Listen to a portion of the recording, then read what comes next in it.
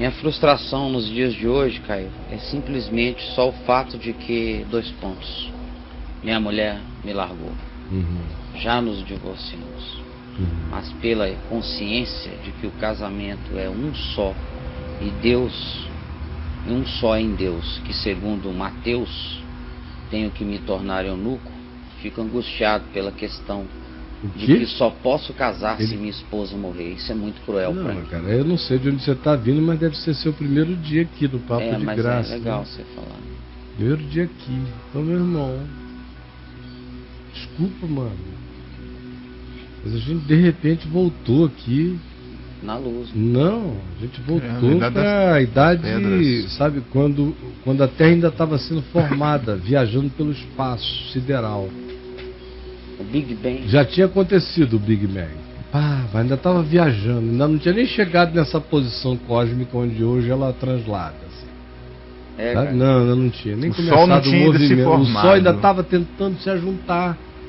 Tinha algumas fagulhas. E foi desse nível de atraso espiritual que plantaram em você tamanha agonia. Foi antes de haver graça. Antes de haver luz, antes de haver amor, antes de haver bondade, antes de Jesus dizer, vai, não peques mais, antes dele dizer, está consumado, antes dele dizer isso tudo, antes da vida começar pra gente. Então, para eu não forçar milhares de pessoas a ouvirem tudo outra vez, eu imploro a você, como seu irmão carinhoso por você, querendo lhe ajudar de verdade mesmo, todavia, dizendo que você não tem que ficar eunuco, que não é nada disso, não é mesmo, e não sou eu que estou inventando isso. Nos dias de Jesus, a consciência prevalente sobre o significado do divórcio é essa que você, indo lá no meu site, no caiofabio.net, escrevendo a palavra casamento ou a palavra divórcio em pesquisa, você acha as centenas do mesmo conceito que era aquele. Que Jesus, quando definiu o que era ou o que não era, o que poderia ser visto e entendido como divórcio nos dias dele, ele estava, ao tomar aquela posição, definindo uma questão antiga em Israel, que era entre a posição do rabino Shammai de um lado e do rabino Hillel de outro lado. O rabino Hillel advogava a tese, que é aquela evocada pelos fariseus de Mateus capítulo 19, quando perguntam, é permitido ao homem divorciar-se por qualquer motivo? O rabino Hillel, muito mais liberal, abria uma quantidade enorme de possibilidades de divórcio para o homem, até se ele achasse alguma coisa na esposa dele que não fosse agradável. Então, para os homens, ele era o máximo.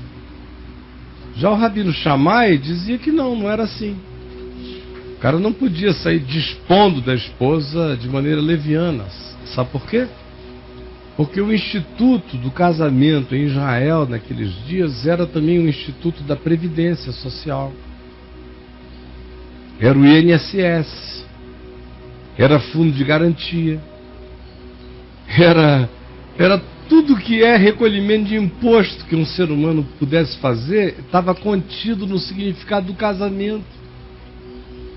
O marido era o estado da mulher naquela sociedade primitiva. Então por que o homem não podia dispor da mulher por qualquer motivo? Porque era um problema social horrível. Número 1, era uma perversidade do homem fazer isso com a mulher. Não quero mais, tchau.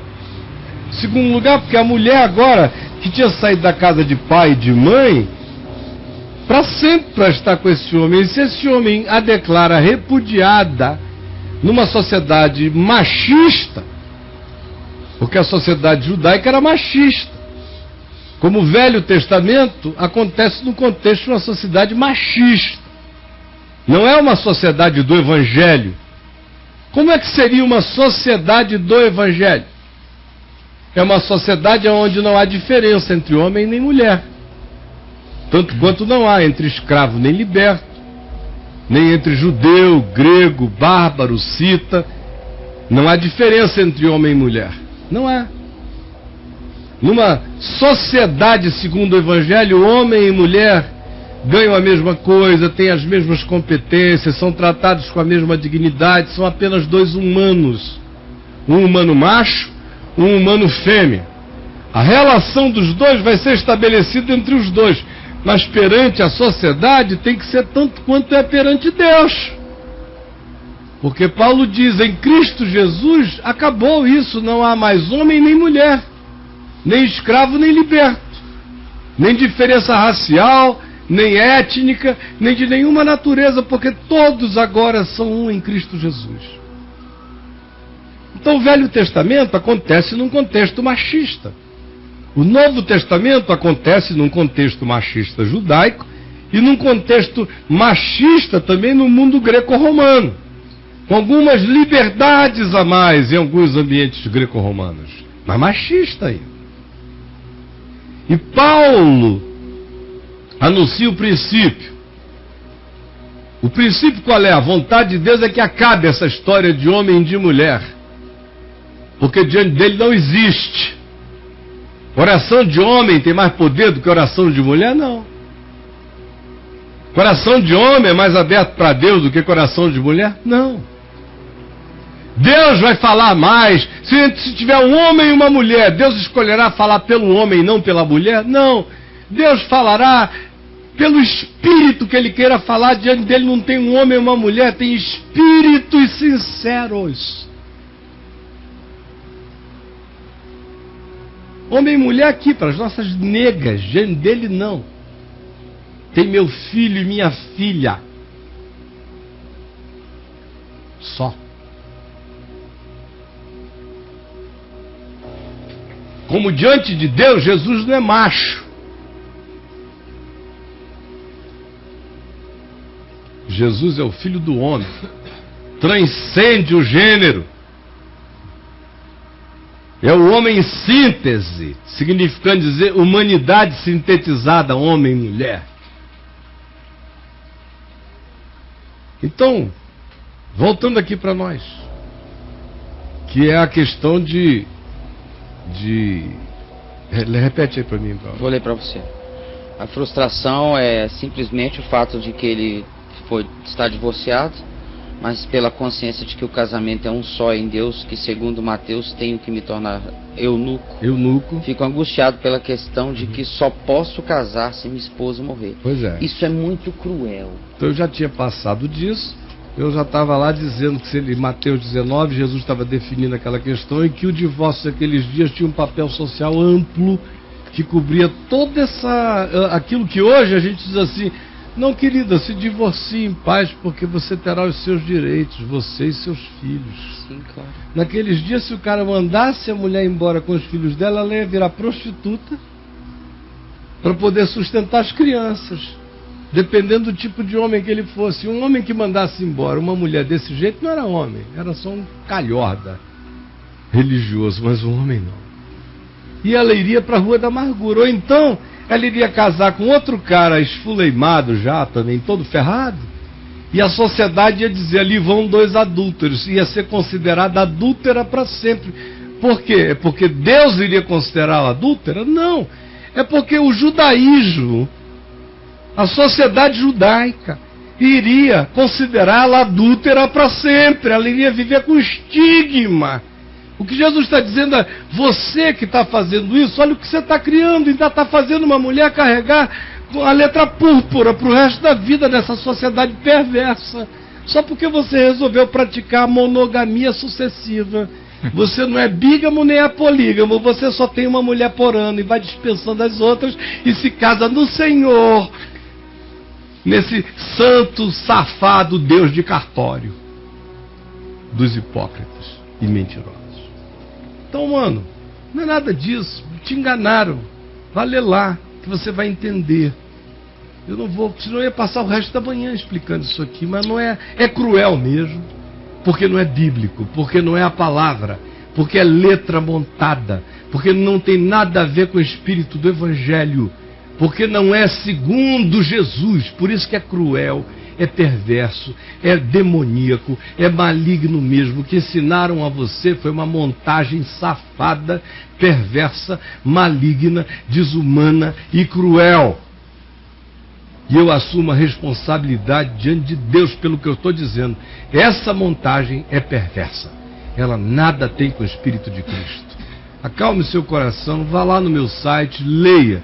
Está escrito pesquisa, bote a palavra casamento. Vai abrir coisa dessa. Divórcio com acento, vai abrir um mundo de coisas. Sem acento, outro mundo de coisas. Vá lá e leia. Depois chega aqui pacificado, por favor. Prossiga. Que amém, coisa, hein, querido? Amém. E aí fica nessa agonia e olha só como a pessoa é induzida à perversidade. O sujeito começa a pedir a Deus que a mulher morra. Ele começa a praticar homicídio espiritual, começa a se dedicar às profecias do homicídio. A macumba. Assim se faz um macumbeiro na igreja evangélica. Em nome do divórcio, de só poder casar de novo depois que a mulher morrer, depois que o marido morre, se cria um macumbeiro que frequenta uma profetisa macumbeira, e ele vai acabar encontrando uma que vai profetizar a morte da mulher dele, e ele vai ficar torcendo pela morte da mulher dele para ele poder ficar livre.